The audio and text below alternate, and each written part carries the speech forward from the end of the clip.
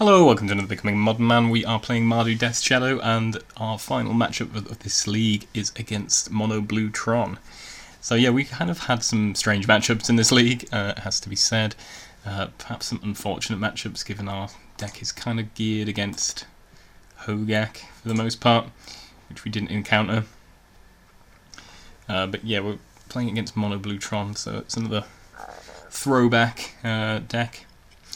So this is our opening hand: Unearth, Street Race Death Shadow, and some fetch lands. It's not awful. We've obviously got a way to lose life fairly quickly, so I think we're happy enough with this. We can also cycle Unearth on turn 2 if we so desire to dig a little bit deeper. So I'm going to cycle, find a bauble, check out what's on top of our deck, which is an Arid Mesa, so I think we're going to crack here rather than draw the extra fetch land because we don't particularly want that. And that finds the Thoughtseize. And plays Power Plant. We cycle Street Wraith again.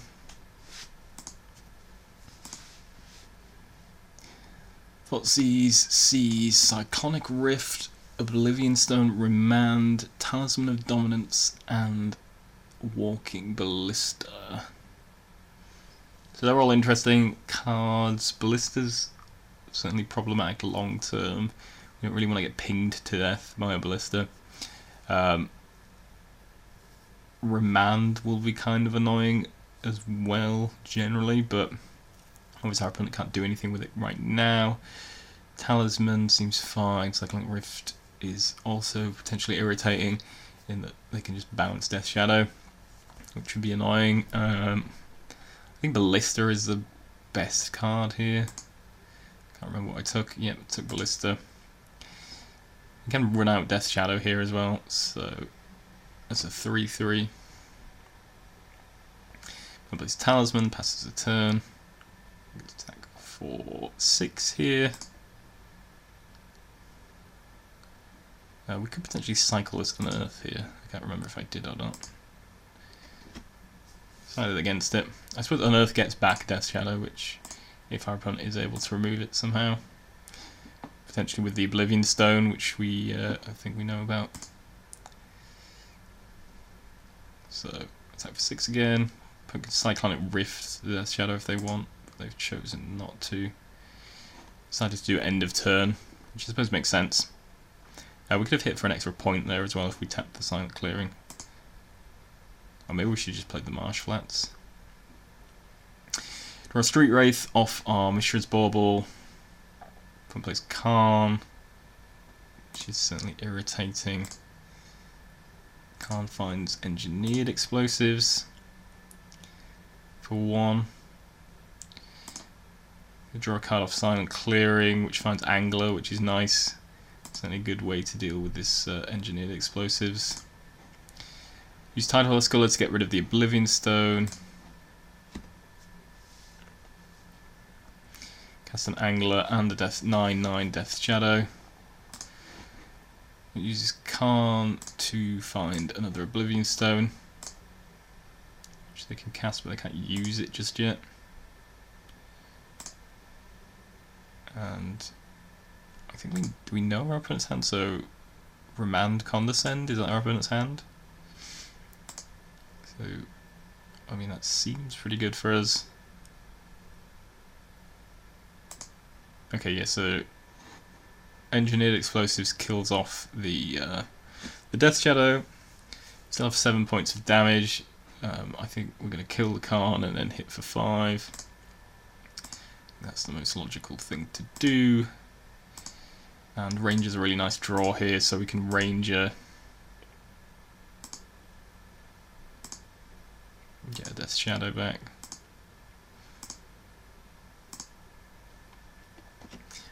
And I mean, I suppose we could play this. We're playing into Oblivion Stone at this point, so I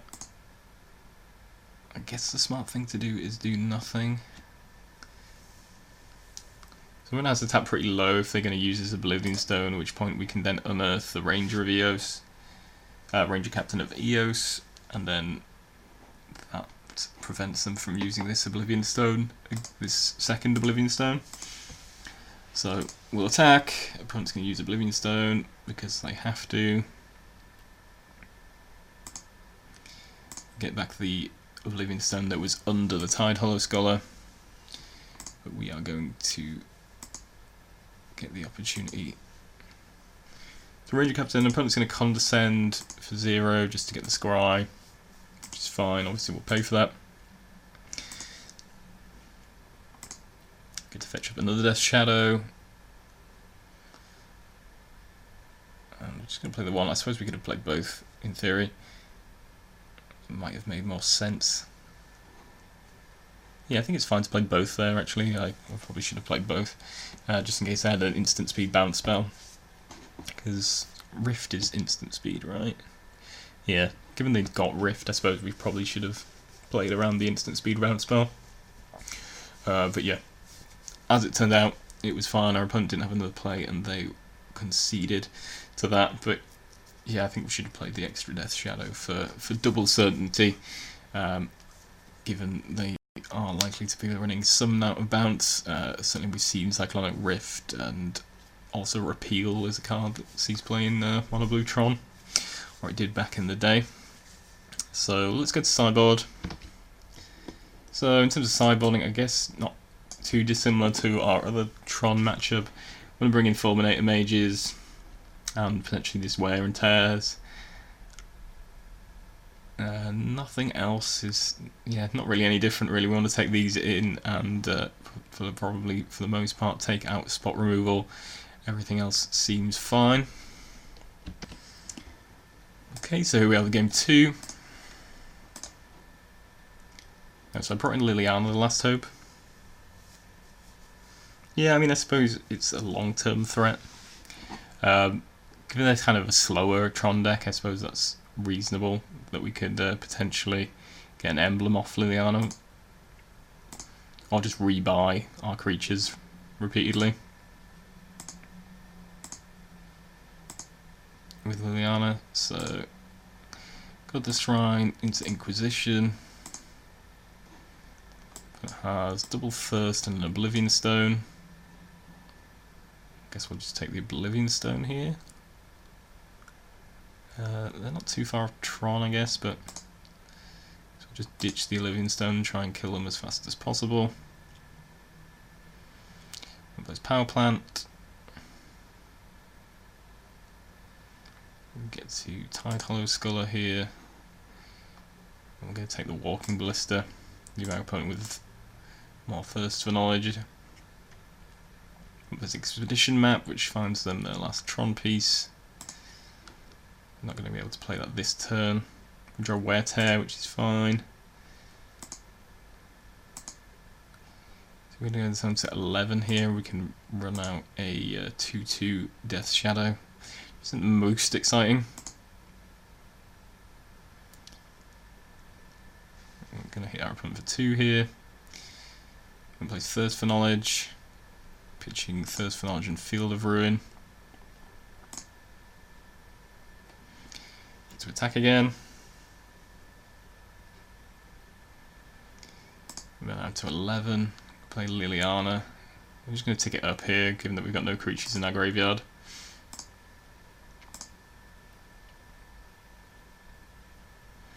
That's Khan. Khan the Great Creator finds Engineered Explosives. Which seems fine, given that we've got 3 different threats with 3 different mana costs. I'm going to play it for 1 to kill the Death Shadow, but we've got an Earth ready if we need to bring back our Death Shadow. So we'll attack here, I guess both at Khan.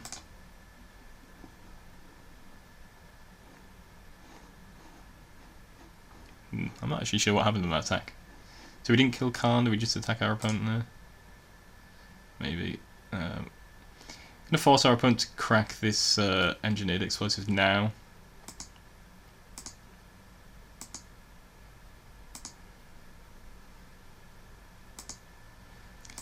That way we can buy back our Death Shadow now with Liliana. So I guess we'll give to the Death Shadow. I mean, we could have got the Ranger there, actually. But we don't have the mana to cast it just yet. So, Thoughtseize our opponent, which... Okay, yeah, so this was a bit of the interesting decision. The opponent has Repeal, Thirst for Knowledge, and Mindslaver, I think, is their hand.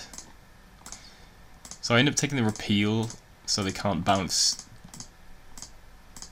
Death Shadow, knowing that they don't have quite enough mana. They're one mana away, are they? So you need 6 plus 4, so you need 10. So they got 7, 8, 9. So they're one land away. They didn't actually have the land to Mindslaver, cast Mindslaver, and crack it. But obviously they're only one land away. So if they draw the land, then they can potentially Mindslaver us. If they don't, then we're fine. And I think taking the Repeal is better. So I end up taking the Repeal on the hope that they're not going to draw a land. Unfortunately, our opponent does draw a land, and they Mindslaver us. And as it turns out, they perhaps they know the deck better than I do, but yeah, they use Ranger to get Hex Parasite, and then use Hex Parasite. Well, actually, they have to kill their own Khan first, because Hex Parasite doesn't currently work, but once Khan is dead, they can then use Hex Parasite's ability to actually just kill us, which is pretty smart. And yeah, a classic Mindslaver kill, which I wasn't quite expecting. Yeah, obviously in hindsight we should have taken the Mindslaver over the Repeal. I still think it was fairly solid. Obviously, if our opponent didn't draw a land, they were just dead. But yeah, it came back to bite us, unfortunately. So a play error, I guess. But again, defensible line, but things didn't swing our way once again in this run. Okay, so this is our opening hand. We've got Inquisition, Bauble, Hex Parasite. We can probably do better than this. Hex Parasite's not bad against Planeswalkers, but I don't think this is really what we want to be doing. This is slightly better, so we've got Inquisition, we've got Bauble, we've got Street Wraith. Actually kind of tricky to decide what we want to get rid of here. Maybe Bauble. But yeah, certainly a better hand. Yeah, got rid of the Bauble. I think that's probably right. It leads off with Gemstone Caverns. In the cycle, we're drawing to Wear Tear. Inquisition Seas. Sorry, clicked through that. So Inquisition Seas, Treasure Mage or Talisman. I ended up taking the Talisman to cut off the early plays, but maybe we should have taken Treasure Mage. Prevent them from getting a Wormcoil Engine or anything silly, or another Mindslaver. And then obviously we can see that they've got Khan in the background. But yeah, taking the Talisman allows us potentially to take this Treasure Mage now with the Tidewalker Sculler, unless we see something better to take. Which our opponent has Condescend, which must have been the card they drew. Now there's counter and discard, counter and scry. Play Teleria West and play Chalice on 1, which obviously isn't ideal, but we do have Wear Tear, which is an immediate answer to all that. And we also draw Death Shadow, so pretty good for us. It's going to have to be a 1-1, unfortunately, but we can actually run out Death Shadow here. Oh no, 2-2, sorry. Well, there's Khan, which is up Engineered Explosives, as we have seen before. Going to run out Sculler and take the Engineered Explosives before our opponent gets to use it, and then kill off Khan. That's the turn. But that's Treasure Mage, which finds a Wormcoil Engine, which is potentially pretty scary for us. We find a Gurmag Angler, which isn't bad, but isn't much cop against a Wormcoil Engine, which may well be incoming. It's me failing to tap my mana correctly. So we're keeping the Tide Horse Sculler in the graveyard because we have Unearth and we might want to use it at some point. We can stack for 4 here, put up another 16.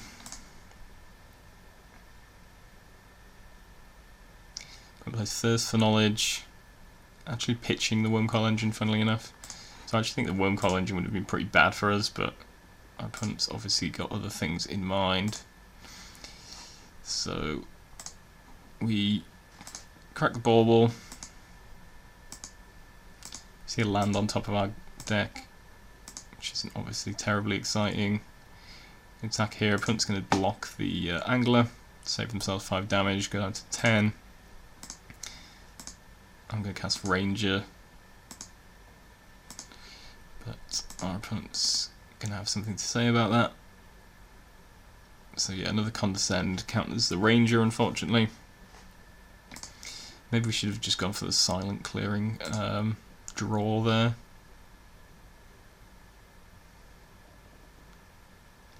So I'm going to put together Tron. They have Ugin, which wipes our board. And yeah, the writing's kind of on the wall from there. It goes pretty badly. We can take an Oblivion Stone out of our opponent's hand, but we don't really have anything going on. We can place Thirst for Knowledge. Plays an Island. Draws Silent Clearing. Draws into Path, which isn't particularly exciting here. We plays a Trinket Mage. We're finding Walking Ballista. And with us only on 5, I think they've got enough here. Okay, so they've got enough for 4 points of damage, and yeah, that'll do it. We can path the Walking Ballista. They can hit us to 1 though, and then we can just attack us with Trinket Mage, and we've got no creatures that we can play. So yeah, game is over. So yeah, it was tight. Maybe we made some wrong decisions. Maybe we got unlucky. Maybe this matchup's just bad, but nobody really plays Mono Blue Tron anymore, or certainly not a lot of people. Yeah, it's just been a tough run. It was a tough run with this deck. I do feel like I don't love the deck. I really enjoyed playing Grixis Death Shadow, but Mardu Death Shadow, I mean, maybe it's just the bad run, but it just didn't feel quite as powerful. It didn't feel like it had all the answers when I needed them, and it just seemed a bit slow at times. But I mean, I've certainly been proven wrong about the deck. It's put up some pretty good results, and I don't know, maybe it's just also potentially a case that the deck is geared towards a certain type of matchup, particularly Hogak, I think, and I imagine it's probably a lot better in that matchup than it looks against some of the other decks in the format, potentially. But yeah, I certainly don't write this deck off. It's got a lot going for it. It's put up some really good results recently in the hands of better players than I. But I personally didn't fully enjoy my time with the deck, and it felt like there was always something a bit missing. But maybe again we got a bit unlucky. Spellbomb was never really relevant in any of the matchups that we had, so we had a couple of cards that were like pre-boarded that never really had made much of an impact. And maybe we should have mulliganed more aggressively. I don't know if this deck is more of an aggressive mulligan deck than I played it as. So it's a lot to learn, and certainly not the most easy deck to pilot. But I didn't have the best of luck here, and this was a fairly poor showing with a 1-4 result in this league.